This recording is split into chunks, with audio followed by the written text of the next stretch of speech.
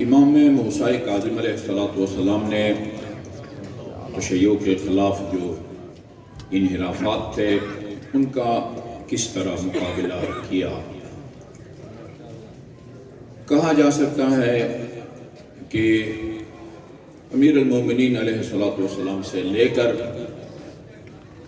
امام حسن عسکری علیہ السلام تک ائمہ معصومین کو مختلف انحرافات کا سامنا کرنا پڑا۔ انحراف کی ایک ہی قسم نہیں تھی، مختلف قسم کے انحرافات تھے۔ ایک انحراف مادیت اور الہاد کی صورت میں تھا، جس کے حامل لوگ کسی غیبی طاقت کے قائل نہیں تھے، انہی چیزوں کو موجود مانتے تھے جو ان کو نظر آئیں، جو نظر نہ آئے اس کا انکاری ہوتے تھے۔ یہ زندیق بھی کہلاتے ہیں، ملحد بھی کہلاتے ہیں اور دہری بھی کہلاتے ہیں۔ میرا خیال میں ائمہ معصومین میں سے سب سے زیادہ الہادیوں اور زندوقوں اور ملحدوں سے جس امام نے مناظرے کیے وہ امام جعفر صادق علیہ السلام ہے۔ امام محمد باقر بھی اور ظاہر ہے امام جعفر صادق علیہ السلام، چونکہ آپ کو موقع ملا اور اتنا موقع ملا، جتنی روایتیں عقائد کے بارے میں یا فقہی مسائل کے بارے میں امام جعفر صادق علیہ السلام سے منقول ہیں، اتنی کسی اور سے منقول نہیں ہیں، اس لیے کہ اللہ تعالیٰ نے وہ بنی عباس اور بنی امیہ کو وہ الجھا کے امام کا زمانہ بنی امیہ کا اختتامی مراحل تھے ان کی حکومت کے، اور بنی عباس کے ابتدائی، یہ ان کے باہمی اختلاف کے نتیجے میں امام علیہ السلام کو یہ موقع ملا کہ اپنے جد کی احادیث کو زیادہ سے زیادہ ہم تک پہنچا سکیں۔ اب یہ ہم ان تمام انحرافات کے بارے میں بیان نہیں کر سکتے کہ دہریوں کا آپ نے کس طرح مقابلہ کیا۔ توحید صدوق میں اللہ تعالیٰ کی قدرت کے ذیل میں ایک طولانی روایت ہے جس میں امام علیہ السلام نے اس زمانے کے دو بڑے دہری اور منکرین خدا ابن ابی الاوجا اور عبداللہ بن مقفع، صرف اسی روایت کو بھی اگر بیان کریں، جو مجھے 40 منٹ ملے ہیں شاید یہ اس کے لیے کافی ہوں، اس پر ابھی ہم گفتگو نہیں کرتے کہ امام نے کس طرح اس کو قائل کیا۔ آخری جملہ اس کا میں آپ کی خدمت میں عرض کروں گا۔ جب مسجد الحرام میں امام علیہ السلام سے اس کی گفتگو ہوئی، گفتگو کے اختتام پر اس نے واپس آ کے اپنے ساتھی سے جو منکر خدا تھا، ظاہر ہے جب خدا کا منکر ہے تو رسول کا بھی منکر ہوگا، خدا اور رسول کے منکر ساتھی سے کہا کہ اگر اس کائنات میں، امام جعفر صادق کے بارے میں، اگر اس کائنات میں کوئی ایسی ہستی ہے اور شخصیت ہے جو جب چاہے روحانی شکل میں، فرشتوں کی شکل میں، اور جب چاہے انسانی اور مادی شکل میں ظاہر ہو، وہ یہ ہستی ہے۔ اللہ اکبر۔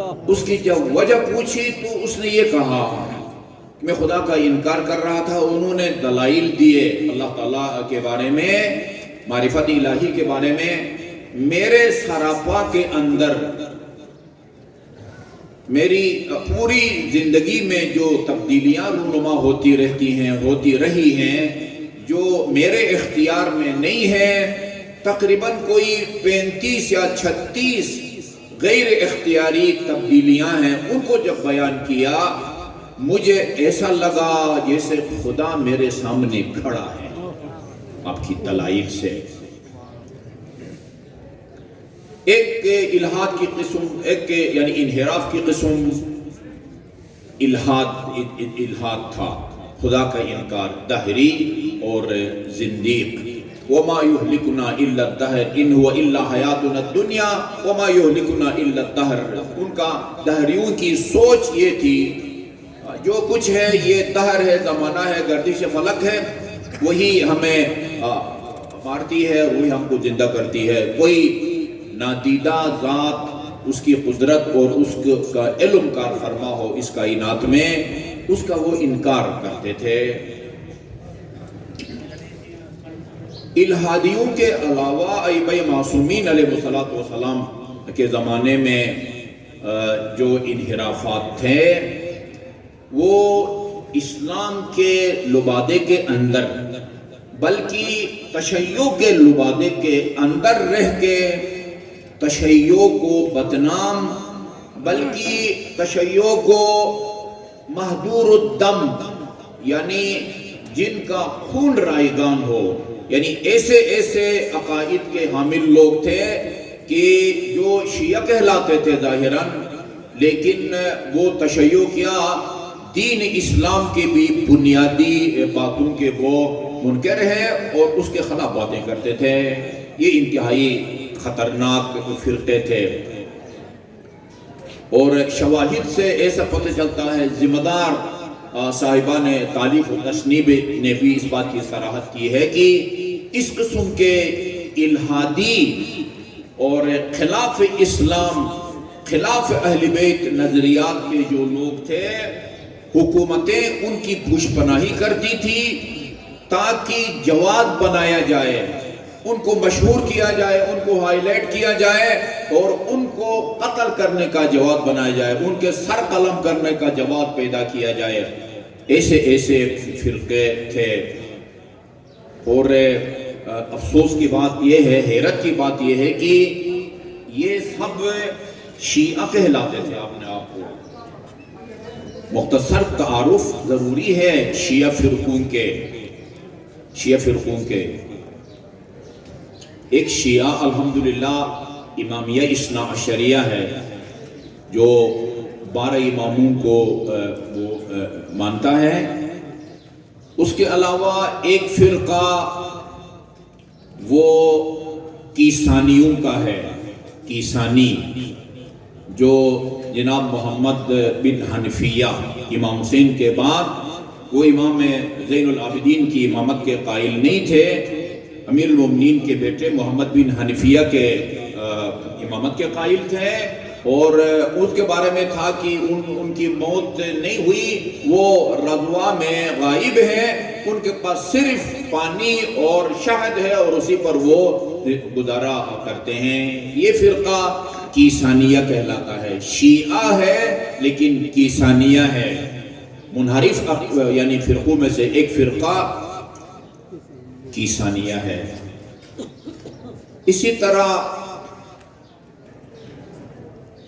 ناؤوسیہ، یہ امام جعفر صادق علیہ السلام کو امام مہدی سمجھتے ہیں، کہتے امام جعفر صادق علیہ السلام وہ بھی ان کی بھی وفات نہیں ہوئی، وہ زندہ ہیں، وہ ناؤوسیہ کے نام سے ہیں۔ بعض فتحیہ ہیں، فتحیہ ان شیعوں کو کہا جاتا ہے، شیعوں کا وہ فرقہ فتحیہ کہلاتا ہے جو امام جعفر صادق علیہ السلام کے بیٹے عبداللہ افتح اس کی امامت کے قائل ہیں۔ امام جعفر صادق کے بیٹوں میں اسماعیل تھے جس کی طرف اسماعیلیہ منسوب ہیں، ان کے بیٹوں میں سے ایک بیٹا عبداللہ افتح تھا، ایک فرقہ ان کی طرف منسوب ہے، ایک اور بیٹا ان کا محمد تھا، اس کے نام کا بھی ایک فرقہ موجود ہے۔ یہ تو آپ سب کو پتا ہے کہ امام موسیٰ کاظم علیہ السلام، امام جعفر صادق علیہ السلام کا بیٹا اسماعیل خود امام جعفر صادق علیہ السلام کی زندگی میں وہ فوت ہوئے، جنت البقیع میں ان کی قبر ہے، اور ہم جاتے ہیں جب موقع ملتا ہے ان سعودی پولیسوں کے سامنے، تو خاصا طولانی روایت ہے جناب اسماعیل کی، وہ زیارت بھی پڑھی جاتی ہے، اور لکھا ہے تاریخ میں کہ وہ پہلے جنت البقیع کے صدر دروازے کے پاس دفن تھے، کافی عرصے کے بعد قبر کشائی کر کے ان کو سینٹر میں لے جایا گیا ہے، جہاں شہدائے احد جو احد میں زخمی ہو گئے تھے اور مدینہ آ کے شہید ہوئے تھے، ان کے ساتھ ان کو دفنا دیا گیا ہے۔ تو فتحیہ ان کو کہا جاتا ہے کہ جو عبداللہ افتح کی امامت کے قائل ہیں۔ وہ امام کے بیٹوں میں بڑے بیٹے تھے۔ امام کا ایک فرمان ہے، کسی بھی امام کی رحلت کے بعد اس کا بڑا بیٹا اس کا امام ہوگا، بشرطی کہ اس میں کوئی جسمانی عیب نقص نہ ہو۔ ان لوگوں نے امام کے فرمان کے پہلے حصے کو لے لیا ہے، آخری حصے کو چھوڑ دیا ہے۔ یہ چونکہ بڑا بیٹا تھا اور امام نے فرمایا ہے کہ الامر لکبیرہم، یعنی امامت کا جو منصب ہے یا عہدہ ہے اس کا حقدار کسی امام کی رحلت کے بعد اس کا بڑا بیٹا ہے، اور چونکہ یہ عبداللہ بڑے تھے اس لیے امامت کے حقدار وہ ہیں، جبکہ ان میں جسمانی عیب تھا۔ اس کے علاوہ بھی علمی اعتبار سے بھی اس میں امامت کی صلاحیت نہیں تھی، اس کی طرف میں ابھی اشارہ کروں گا۔ افتح وجہ تسمیہ کہ کیوں ان کو افتح کہا جاتا ہے، اور پورا فرقہ اس کی وجہ سے فتحیہ کہلاتا ہے۔ بعض کہتے ہیں ان کا جو سر تھا وہ پیچھے سے بالکل پلین تھا، یوں تختی کی طرح تھا، اور بعض کہتے ہیں کہ یہ جو پاؤں کا تلوہ ہے وہ ہم سب کا پلین نہیں ہے، تختی کی طرح نہیں ہے، درمیان میں یوں کچھ ٹیڑھا سا ہے۔ وہ ان کا جو پاؤں تھا وہ تلوہ وہ پلین تھا، وہ اگر پلین ہو تو اس طرح نہیں چلا جاتا جس طرح الحمدللہ ہم چلتے ہیں۔ وہ افتح تھے، یہ ان میں جسمانی عیب تھا۔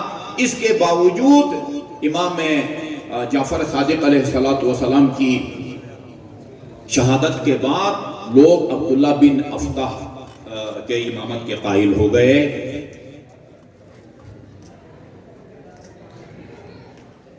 یہ حشام بن سالم اور مومن الطاق، یہ دونوں امام جعفر صادق کی امامت کے قائل شیعہ، یہ کہتے ہیں کہ جب امام جعفر صادق علیہ السلام کی رحلت ہوئی، حالات اس طرح کے تھے کہ امام کسی مسجد جامع میں آ کے اپنی امامت کا اعلان نہیں کر سکتے تھے، نہ کوئی امام اپنے بعد آنے والے یا بننے والے امام کا اس طرح مجمع عام میں اعلان کر سکتے تھے، اس لیے کہ شیعوں کے لیے بھی اور جس کی امامت کا اعلان کیا جاتا ان کے لیے بھی جان کا خطرہ تھا۔ اس لیے اکثر معصومین علیہ السلام نے معجزات کے ذریعے، اخبار بالغیب کے ذریعے لوگوں کے دل کے خیالات اور ان کی نیات سے ان کو آگاہ کر کے یہ لوگوں کو بتایا اور باور کرایا کہ ہمارا خالق کائنات سے ربط اور تعلق ہے، اور اس نے ہمیں تمہارے دل و دماغ تک رسائی دی ہے۔ اور وہ لکھتے ہیں علماء کرام سب سے زیادہ اپنے علم غیب سے استفادہ امام علی النقی علیہ السلام نے کیا ہے۔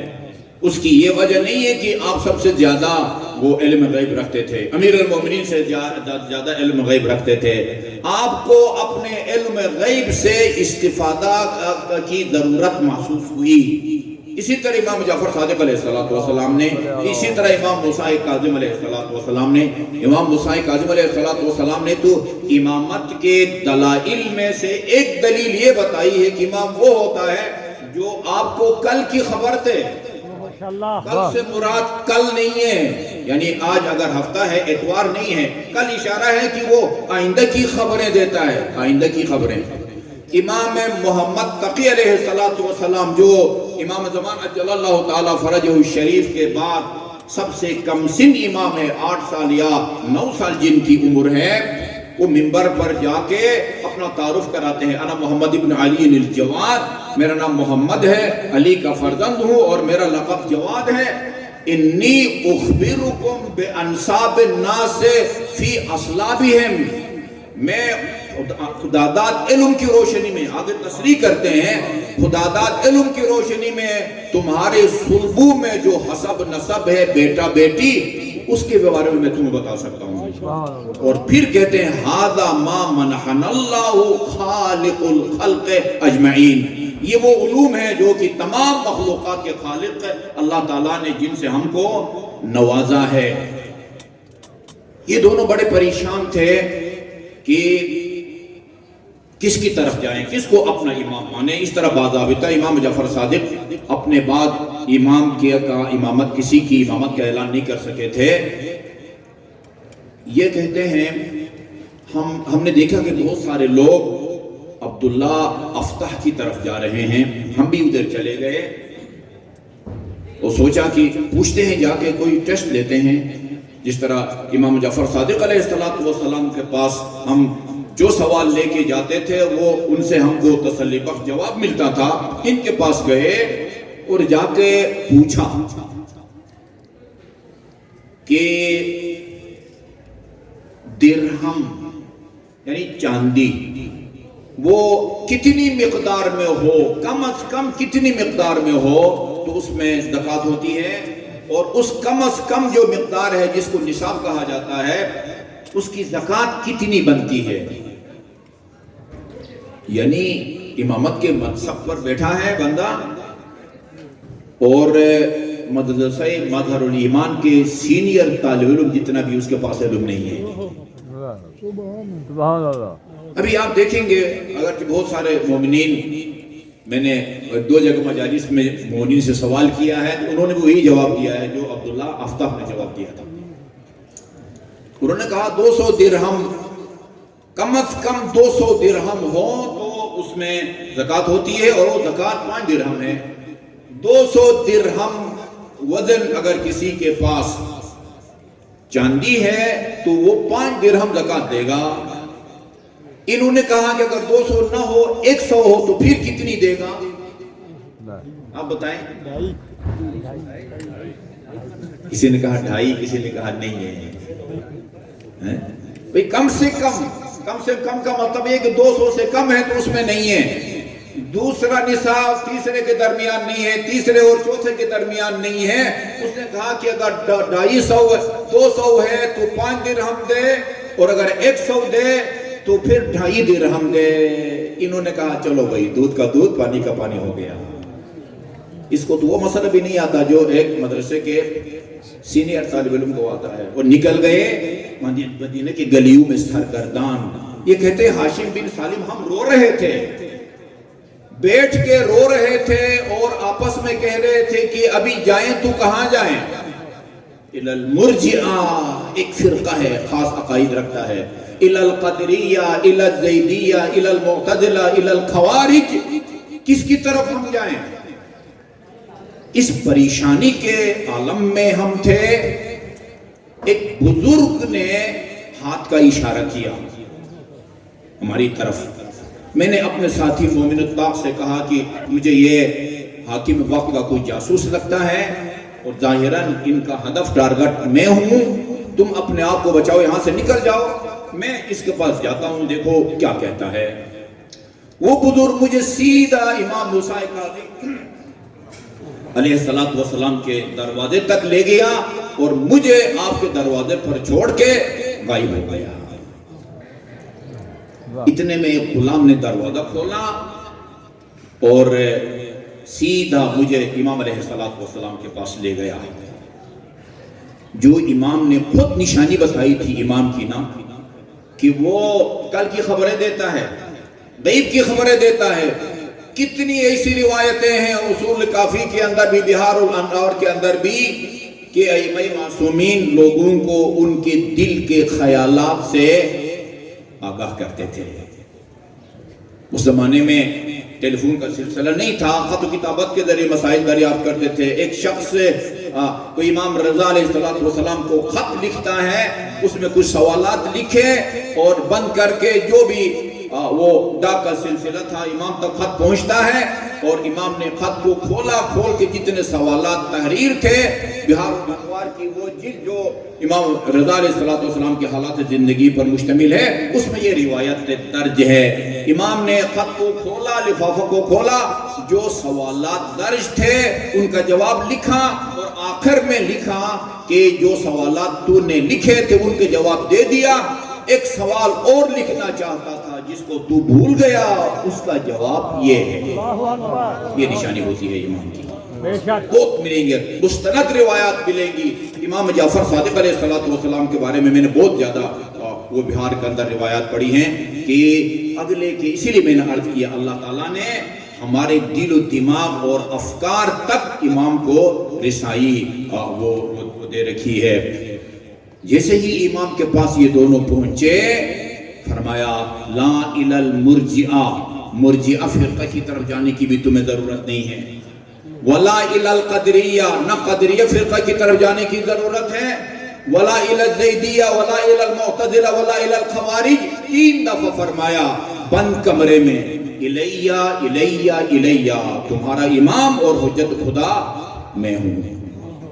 اور پھر فرمایا دیکھو جا کے 100% جو قابل اعتماد بندہ ہوگا اس کو یہ بتانا ہے کہ امام جعفر صادق کے بعد ہمارے امام موسیٰ کاظم ہیں.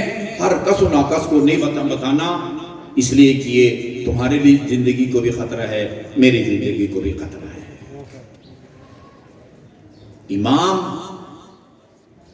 جیسے میں نے آیت آپ کے سامنے بیان کی ہے، امام کا فرض منصبی ہدایت ہے، ان کی ہدایت. انما انت منذر ولکل قوم ہاد، یہ وہ آیت ہے جو صرف امیر المومنین علیہ السلام کے بارے میں نازل ہوئی ہے، کوئی اور اس میں شامل نہیں ہے. ابن حجر نے لکھا ہے 300 آیتیں امیر المومنین کے بارے میں نازل ہوئی ہے بلا شرکت غیری، اس میں آیت تطہیر شامل نہیں ہے، مودت شامل نہیں ہے، سورہ حل عطا جس کا دوسرا نام سورہ انسان ہے وہ شامل نہیں ہے. صرف علی کی شان میں نازل ہونے والی آیتیں اتنی ہیں، ان میں سے ایک انما انت منذر ولکل قوم ہاد. امیر المومنین رسول خدا تشریف فرما ہے، جب یہ آیت نازل ہوتی ہے رسول خدا نے فرمایا، اللہ فرماتا ہے انما انت منذر، میرے حبیب تو منذر ہے، لوگوں کو برے کام، حرام کاموں کے انجام سے ڈرانا یہ تیرا کام ہے. وَلِكُلِّ قَوْمٍ ہاد، اور قیامت تک آنے والی ہر قوم کے لیے کوئی نہ کوئی ہادی ہوتا ہے. فرمایا انا المنذر، اس آیت کی روشنی میں منذر ہوں، اور امیر المومنین کے شانے پر ہاتھ رکھ کے فرمایا وَهَذَا الْحَادِي، اور میرے بعد ہادی علی ہوں گے. ہر امام کی ذمہ داری لوگوں کی ہدایت ہوتی ہے حالات کے تقاضے کے مطابق، حالات کے تقاضے کے مطابق. اسی فتحیہ کے بارے میں عائد میلانی نے قادتنا کیف نعرفہم جلد نمبر 4 کی، جس میں امام موسیٰ کاظم کے حالات زندگی ہیں، وہ لکھتے ہیں کہ امام علیہ السلام نے حکم دیا کہ لکڑیاں جمع کی جائیں کافی مقدار میں. لکڑیاں جب جمع ہوئی اور وہ ڈھیر بن گئی تو ان کو آگ لگا دی گئی. وہ ساری لکڑیاں جب انگاروں میں تبدیل ہوئی، آپ نے جناب عبداللہ افتح جو امام کے بڑے بیٹے بڑے بھائی تھے ان کو بلایا اور باقی لوگوں کے ساتھ ان کو بٹھایا، کہا کہ آپ تشریف رکھیں. اور امام علیہ السلام ان انگاروں کے اوپر بیٹھ کے آپ نے ایک خطبہ دیا یا درس دیا. ساعتن کا لفظ استعمال ہوا ہے وہاں. ساعتن کا مطلب یقیناً ساعہ ویسے گھڑی کو بھی کہتے ہیں، لیکن ظاہراً ایسا ہے کہ 1 گھنٹہ آپ نے درس دیا یا خطبہ دیا اور کپڑے جھاڑ کے باہر نکلے اور عبداللہ افتح سے کہا کہ آپ تشریف لے آئیں، ابھی ہم آپ سے استفادہ کریں گے. عبداللہ نے یہ کہتے ہیں نا پنجابی میں ماباؤں ہے، وہ آرام سے کوئی بات کیے بغیر وہاں سے نکل گئے۔ اس طرح معجزات کے ذریعے وہ اپنی امامت کا اعلان کرتے تھے۔ ائمہ معصومین علیہ الصلوۃ والسلام، امام زین العابدین علیہ السلام نے بھی محمد حنیفیہ کو قائل کرنے کے لیے، آپ کو پتہ ہے، دونوں حجر اسود کے پاس گئے اور حجر اسود نے وہ اتنا کہتے ہیں کہ وہ اس میں حرکت آئی امام علیہ السلام کے کہنے پر، وہ ایسا لگ رہا تھا کہ جیسے حجر اسود اکھڑ کے زمین پر گرے گا۔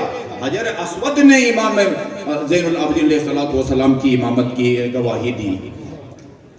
ان گمراہ فرقوں میں سے، منحرف فرقوں میں سے ایک اسماعیلیہ فرقہ ہے، جو آج یہ جو چند میں نے ذکر کیا ہے، بعض کا تو کوئی نام و نشانی نہیں ہے۔ واقفیہ بھی ہے ان میں۔ واقفیہ وہ اس فرقے کو کہا جاتا ہے جو امام رضا علیہ السلام کی امامت کے منکر تھے، اور وہ کہتے تھے کہ امام موسیٰ کاظم علیہ السلام زندہ ہیں۔ سندھ ابن شاہی کے زندان میں وہ ایک جو ہے ان کا شبیہ جو ہے نا ادھر لے جایا گیا ہے، اور جس طرح حضرت عیسیٰ کے بارے میں کہتے ہیں تو آسمان پر اٹھا دیے گئے ہیں، یہ ان کی شبیہ جو ہے نا ان کو سولی پر چڑھا دیا گیا ہے۔ اسی طرح وہ کہتے تھے کہ امام موسیٰ کاظم علیہ السلام زندہ ہیں، لہذا امام رضا علیہ السلام کی نوبت نہیں آتی۔ واقفیہ یعنی یہاں تک وہ سلسلے کو روک دیتے ہیں۔ واقفیہ اس کی بھی اسباب و علل ہیں، چونکہ امام علیہ السلام کئی برس زندان میں رہے، اور اس کی قید کے دوران مختلف علاقوں میں، ممالک میں امام کی طرف سے وکلاء تھے، اور ہزاروں دینار ان کے پاس حقوق شرعیہ، خمس، زکوٰۃ وغیرہ وہ جمع تھے۔ 70,000، بعض کے پاس 30,000، بعض کے پاس 50,000۔ اب انہوں نے سوچا کہ اگر ہم امام رضا علیہ السلام کی امامت کے قائل ہوتے ہیں تو یہ سارا پیسہ امام رضا کے حوالے کرنا پڑے گا۔ صرف مال دنیا کی لالچ میں امام رضا کی امامت کا انکار کیا، اور کہا کہ امام موسیٰ کاظم علیہ السلام زندہ ہیں، غائب ہیں، جب آئیں گے تو ہم ان کے حوالے کریں گے۔ واقفیہ غالباً کہتے ہیں ان کا بھی الحمدللہ آج دنیا میں کوئی وجود نہیں ہے۔ اور میں آپ کی خدمت میں یہ عرض کروں کہ الہاد کی کئی صورتیں ہیں۔ خدا کا انکار وہ ہے، انحراف ہے۔ خدا کی وحدانیت کا اقرار، یہ بھی انحراف ہے۔ اسی طرح آن حضرت کی رسالت کا انکار، ختم نبوت کا انکار، قیامت کا انکار، یہ سارے انحرافات ہیں۔ امیر المؤمنین کی امامت کا اقرار، یہ انحراف ہے۔ اور یہ جتنے فرقے میں نے آپ کے سامنے بیان کیے ہیں، یہ فرقے مکتب تشیع کے لیے جو اسلام کا حقیقی مظہر ہے، اتنے خطرناک نہیں ہیں جتنے خطرناک غلاط ہیں، غالیوں کا عقیدہ ہے، جو ائمہ معصومین علیہ السلام کے بارے میں غلو کے قائل تھے۔ غلو، بعض ائمہ کو الہ مانتے تھے، بعض ائمہ کو اپنے نبی مانتے تھے، بعض ائمہ کو وہ اللہ اور خود کو وہ امام کی طرف سے، ایک شخص ہے وہ اپنے آپ کو امام جعفر صادق کی طرف سے مقرر کردہ نبی، نبوت کا دعویٰ کرتا ہے، اور امام کو وہ اللہ کا مقام اور درجہ دیتا ہے۔ یہ غالیوں کی بھی کئی شکل و صورتیں ہیں۔ سب سے زیادہ خطرناک جو فرقہ ہے جو مکتب تشیع کے لیے نقصان دہ ہے، وہ غالیوں کا ہے۔ امیر المومنین کے زمانے میں بھی تھے، امام جعفر صادق علیہ، ہر زمانے میں آج بھی وہ موجود ہیں۔ جس طرح اس زمانے میں حکومت کی سرپرستی اس کو حاصل ہوتی تھی تاکہ ان کو بدنام کیا جائے، ان کو داغدار کیا جائے اور ان کو قتل کا جواب پیش کیا جائے، آج بھی ہم یہ محسوس کرتے ہیں، شواہد بتاتے ہیں کہ آج بھی بعض ادارے ان کی حوصلہ افزائی کرتے ہیں، اور یہ جو مرضی کہتے پھریں کوئی ان کو روکنے والا، لگام دینے والا نہیں ہے۔ آپ اندازہ لگائیں نا، لاہور کی عدالت میں ایک شیعہ جج جو ہے وہ کیس سنتا ہے اور اس بندے خدا کے دلائل سنتا ہے تسلی سے، جو کہتا ہے کہ حضرت علی نے آدم کو پیدا کیا ہے۔ اس قابل ہے کہ اس کے دلائل کو سنا جائے؟ مسلمان جج اس بندے کے دلائل سنتا ہے جو کہتا ہے کہ حضرت آدم امیر المومنین کے وہ ہیں کی مخلوق ہے۔ وہ بندہ بھی ابھی تک دندناتا پھرتا ہے جو کہتا ہے کہ اللہ تعالیٰ کو حضرت عباس نے پیدا کیا ہے۔ اس کا نام بھی میں نے آغا تحسین سے پوچھا تھا، نام بھی مجھے معلوم ہے اس کا۔ یہ ایسے لوگوں کو جو سراسر اسلام کے خلاف باتیں کرتے ہیں، ان پر کوئی ہاتھ ڈالنے والا نہیں ہے، صرف اس لیے کہ شیعہ زیادہ سے زیادہ بدنام ہوں، تضعیف ہوں، اور یہ مکتب فکر جو میں اکثر کہتا ہوں وہی الہی میں ڈوبا ہوا ہے، وہ داغدار ہو۔ لہذا وقت کی اہم ضرورت ہے، اور اس ضرورت کے پیش نظر یہ کئی سالوں سے یہ سیمینار جو فہم الدین سمپوزیم کے نام سے دنیا بھر میں یہ پروگرام اور یہ مقالے نشر ہوتے ہیں، اس کا آغاز ہی یہ غلو کے روک تھام کے لیے اور اس کا جو خطرناک طوفان ہے اس کو روکنے کے لیے یہ سیمینار ہو رہے ہیں۔ اللہ تعالیٰ ان کے بانی بزرگ علماء کرام انہیں صحت اور طول عمر دے۔ میں گفتگو کے آخر میں ایک روایت آپ کی خدمت میں عرض کرتا ہوں تاکہ ہمیں معلوم ہو کہ ہمارے ائمہ معصومین علیہ السلام ان کو کس نگاہ سے دیکھتے تھے۔ ایک مرتبہ درود بھیجیے محمد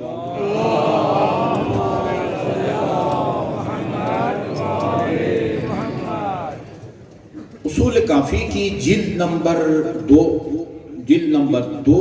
اور صفحہ نمبر 292، اس میں ایک روایت ہے صلوات کے بارے میں، اور شیخ صاحب نے شیخ محسن علی نجفی حفظہ اللہ نے اپنی تفسیر میں سورہ احزاب کی آیت نمبر 56 ان اللہ و ملائکتہ یصلون علی النبی یا ایھا الذین آمنوا صلوا علیہ وسلموا تسلیما، اس کی تفسیر میں اس روایت کو بیان کیا ہے کہ رسول خدا نے فرمایا ہے اکثروا من الصلاۃ علیہ، مجھ پر کثرت سے درود بھیجا کرو،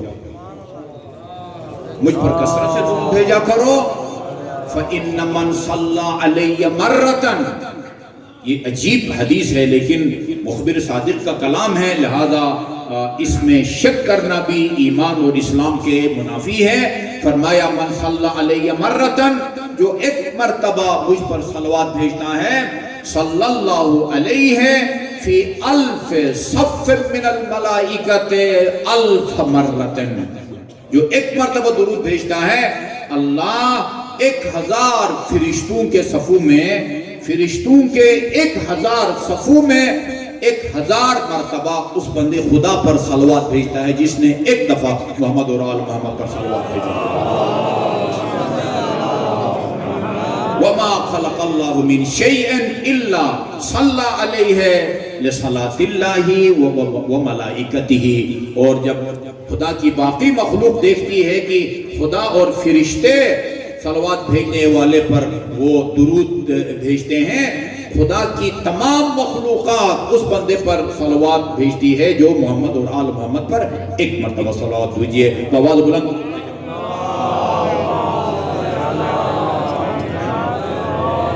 امیر المومنین سے لے کر امام زمان تک تمام اماموں نے یہ ان لوگوں سے اپنی بیزاری، براءت اور لا تعلقی کا اظہار کیا ہے جو ان کو حد سے بڑھاتے تھے، ان کی ربوبیت کے قائل تھے، ان کی خالقیت کے قائل تھے یا ان کی رازقیت کے خالق تھے۔ ان سے تمام اماموں نے اپنی براءت کا اظہار کیا ہے۔ امام رضا علیہ السلام اپنی دعا میں فرماتے ہیں اللہم انی بریء من الحول والقوت ولا حول ولا قوت الا باللہ، میرے پاس کوئی ذاتی قوت نہیں ہے، جو قوت اور طاقت ہے وہ تیری دی گئی ہے۔ اللہم انی اعوذ بک وابرأ الیک من الذین ادعوا لنا ما لیس لنا بحق، خدایا میں پناہ مانگتا ہوں اور ان لوگوں سے اپنی براعت و لا تعلقی کا اظہار کرتا ہوں کہ جنہوں نے ہمارے بارے میں وہ دعویٰ کیا ہے جس کے ہم حقدار نہیں ہیں. ہمیں اپنا الہ مانا ہے, ہمیں رب مانا ہے, ہمیں رازق مانا ہے, خالق مانا ہے. رب بھی تو ہے, خالق بھی تو ہے, رازق بھی تو ہے. ہم نہ خالق ہیں, نہ رازق ہیں, نہ رب اور معبود ہیں. اللہم انی ابرأ الیک من الذین قالوا فینا ما لم نقلہ فی انفسنا. ان لوگوں سے بھی میں اپنی لا تعلق کا اظہار کرتا ہوں کہ جو ہمارے بارے میں وہ باتیں کرتے ہیں جو باتیں ہم خود اپنے بارے میں نہیں کرتے. ہم نے وہ دعویٰ اپنے لیے نہیں کیا لیکن یہ غلط دعویٰ کرتے ہیں. اللہم لک الخلق. اس سے بڑھ کے اور کیا تصریح ہونی چاہیے امام معصومی کی طرف سے؟ اللہم لک الخلق. خدایا خلق کرنے کا اختیار تیرے پاس ہے. وَمِنْكَ الرِّزْقُ. رزق اور روزی دینے کا اختیار بھی پانے والے تیرے پاس ہے. وَإِيَّاكَ نَعْبُدُ. ہم صرف تیری عبادت کرتے ہیں. وَإِيَّاكَ نَسْتَعِينُ. تجھ سے ہم مدد طلب کرتے ہیں. تو ہے جو اپنی ذاتی قوت اور طاقت سے وہ ہر مدد طلب کرنے والے کو کی مدد کرتا ہے. اللہم انت خالقنا. خدایا تو ہمارا خالق ہے. وخالق آبائنا الاولین. اور ہمارے اولین آباء اجداد کا خالق بھی تو ہے. وآبائنا الآخرین. اللہم لا تلیق الربوبیت الا بکا. ربوبیت صرف تیرے شایع نشان ہے, کسی اور کو ہم رب نہیں کہہ سکتے. ولا تصلح الالہیت الا لکا. الوہیت بھی معبودیت بھی وہ بھی صرف تیری ذات کے ساتھ مخصوص ہے. فَلْأَنِ النَّصَارَ الَّذِينَ صَبَّرُوا عَظْمَتَكَ. تو ان نصارہ پر لعنت بھیج کہ جنہوں نے تیری عظمت کو معمولی سمجھا. وَلْعَنِ الْمُضَاعِحِينَ لِقَوْلِهِمْ مِنْ بَرِيَّتِكَ. اور تیری مخلوق میں سے جو بھی یا نصارہ والا عقیدہ رکھتا ہے یعنی خدا کی مخلوق کو خالق یا رب یا اللہ کہتا ہے, اس پر تو لعنت بھیج. اللہم انا عبیدک و ابناء عبیدک. خدایا ہم تیرے بندے ہیں اور تیرے بندوں کی اولاد ہیں. ہمارے آباء و اجداد بھی تیرے بندے تھے, ہم بھی تیرے بندے ہیں. لا نملک لانفسنا نفعا ولا ضرا. ہم ذاتی طور پر نہ کسی کو ضرر پہنچا سکتے ہیں نہ نفع. اگر کسی کو نفع پہنچا سکتے ہیں ضرر وہ تیری دی ہوئی طاقت کی وجہ سے. ولا موت ولا حیات. موت و حیات بھی ہمارے ہاتھ میں نہیں ہے. ولا نشورا. روز قیامت دوبارہ زندہ کرنا بھی وہ ہمارے اختیار میں نہیں ہے. اللہم من زعم انا ارباب. جو شخص یہ گمان کرتا ہے, غلط دعویٰ کرتا ہے کہ ہم ارباب ہیں, ہم رب ہیں, فنحن منہ برا. ہم اس سے بری ہیں. ومن زعم ان الینا الخلق. خلق کرنا ہمارے اختیار میں ہے. وعلینا الرزق. رزق روزی دینا ہمارے اختیار میں ہے. فنحن براء منہ. ہم اس سے اس طرح بری ہیں, اپنے لا تعلقی کا اظہار کرتے ہیں جس طرح عیسیٰ ابن مریم نصارہ سے اپنے لا تعلقی کا اظہار کرتے تھے. اللہم انا لم ندعوہم الی ما یزعمون.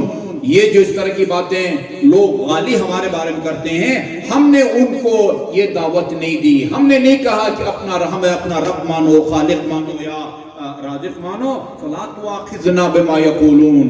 ان کے اس غلط عقیدے کی وجہ سے تو ہمارا محاسبہ اور مؤاخذہ نہ کر. وَاغْفِرْ لَنَا مَا يَدْعُونَا وَلَا تَدَعْ عَلَى الْأَرْضِ مِنْهُمْ دَيَّارًا. ان میں سے ایک گھر کو بھی زمین پر وہ باقی اور سالم میں نہ کر. إِنَّكَ إِن تَذَرْهُمْ يُضِلُّ عِبَادَكَ. یہ قرآن کی آیت ہے جس کو امام نے اپنی دعا میں شامل کیا ہے. اگر تو ان کو اس طرح آزاد اور زندہ چھوڑے گا, عبادکا, یہ تیرے بندوں کو یہ گمراہ کریں گے. اور وَلَا يَلِدُ إِلَّا فاسقاً و فجارا. اور یہ غلط عقیدہ موروثی طور پر ان کی اولاد تک بھی منتقل ہو جائے گا. امام جعفر صادق علیہ السلام ایک اور غالی کے بارے میں کہتے ہیں, یہ اس طرح کی باتیں کر کے سکون سے سو جاتا ہے اور یہ بندہ مجھے مغموم کرتا ہے. میری نیند حرام, مجھے نیند نہیں آتی جب لوگوں سے سنتا ہوں کہ وہ ہمیں حد سے بڑھاتے ہیں، اس مقام سے بڑھاتے ہیں جو اللہ تعالیٰ نے ہم کو دے رکھا ہے۔ اللہ تعالیٰ سے میں دست دعا ہوں کہ وہ ہمیں روح مکتب اہل بیت کو سمجھنے اور اس کو دنیا کے سامنے پیش کرنے کی توفیق عطا فرمائے۔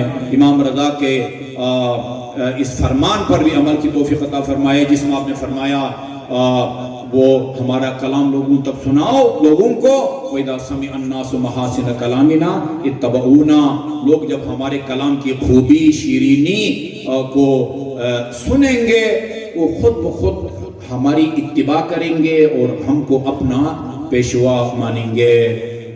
میں آخر میں ایک مختصر دعا، خدایا بحق محمد و آل محمد جو مومنین مومنات مریض ہیں، خصوصاً جو اس عالمی وبا سے متاثر ہیں، انہیں شفائے کامل اور عاجل عطا فرما۔ ایک 2 سالہ بچہ محمد جواد موسوی جو 2 سال تک ٹھیک ٹھاک تھا، باتیں بھی کرتا تھا، چلتا پھرتا دوڑتا تھا، اچانک کوئی اٹیک ہوا ہے، زبان بند ہو گئی ہے اور اس کا بایاں حصہ کام نہیں کرتا ہے۔ خدایا اس سید کو شفائے کامل اور عاجل عطا فرما۔ والسلام علیکم ورحمۃ اللہ وبرکاتہ۔